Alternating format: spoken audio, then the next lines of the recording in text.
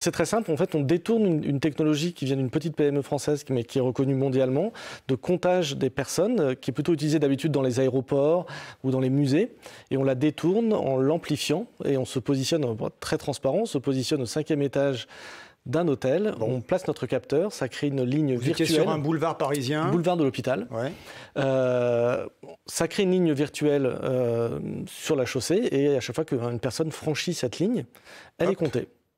Donc c'est très simple, on l'a même testé. Une cellule virtuelle en fait. Tout à fait, c'est un capteur avec de l'intelligence embarquée qui va reconnaître la silhouette et qui va compter. Je précise, on ne capte pas d'image, on ne stocke pas d'image.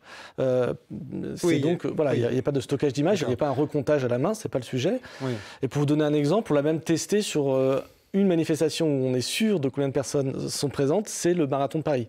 Puisque là, on connaît le nombre des dossards. Et donc, il n'y a pas de commande qui vous est passée de... non, totalement. D'accord. Totalement, c'est un acte purement citoyen. Pour le marathon, vous êtes arrivé au même chiffre que les chiffres officiels. Tout à fait, c'est-à-dire qu'on a une marge d'erreur de plus ou moins 10 points, donc on sait, ce qui est toujours lié à dès qu'il y a une technologie ou même dans les sondages, on a une marge d'erreur. Cette marge d'erreur, l'important c'est de la contrôler. Et donc, on est très loin de la marge d'erreur de 1 pour 3. Alors, expliquez-nous, Assaël Haddari, si personne vous passe de commande, à quoi ça sert? Quelle est votre motivation profonde? Qu'est-ce qui vous prend de faire ça?